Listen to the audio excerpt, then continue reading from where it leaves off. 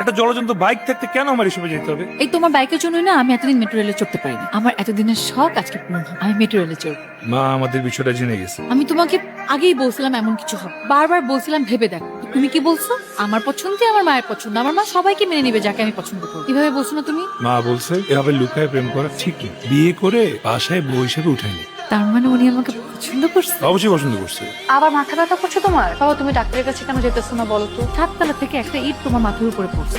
এটা কিন্তু হেলাফেলা করার মতো কোনো বিষয় না। আসসালামু আলাইকুম শমশের ভাই। How are you guys? তখন তো ভালোই ছিলাম, এখন ডিপেন্ড করতেছে তুমি কি বলবা তার উপরে। শমশের ভাই আপনি এত মজা করে কথা বলেন না, এই কারণে আপনাকে আমার হেব্বি ভালো লাগে। আমার এক ক্লোজ ফ্রেন্ডের বিয়ে, বুঝছেন, হেব্বি চিল করবো। আর আপনাদের সাথে 2-3 দিন পর আবার দেখা হবে। যাইতেছো যাও, সাবধানে যাই।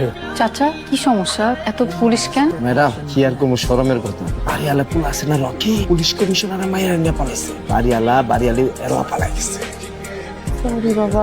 স্ত্রী করার সময় ফোন কলটা রিসিভ না করতিস তাহলে কি হতো? আই প্রমিস আমি আজকে রাতে বাবাকে অবশ্যই তোমার কথা বলবো। দরকার নেই না বলার, কোনো প্রয়োজন নেই। কোনোদিন বলা দরকার নেই, কোনোদিন বলা দরকার নেই। না প্রমিস করার দরকার নেই, দরকারই নেই। না আমি তো সরি কেন বলছি? আমি কি রাগ করছি? আমি তো রাগ করি নাই। আচ্ছা, উনি কি রিসেন্টলি মাথায় কোনো প্রকার আঘাত পেয়েছিলেন? কিছুদিন আগে ওনার মাথায় একটা ইট পড়েছিল। আমরা সাথে সাথে সিটি স্ক্যানও করাই, কিন্তু স্ক্যানে কিছু ধরা পড়ে নাই। হয়তো ইনিশিয়ালি কিছু ধরা পড়েনি। আমি মনে করছি যে ওই আঘাতটার পর থেকে গ্র্যাজুয়ালি ওনার মাথায় ইন্টারনাল হেমোরেজ রয়েছে।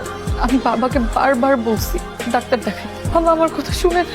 প্লিজ ভেঙে পড়বেন না, আপনি শান্ত হন, আপনি স্ট্রং থাকুন। আমরা আমাদের যথাসাধ্য চেষ্টা করছি, প্লিজ।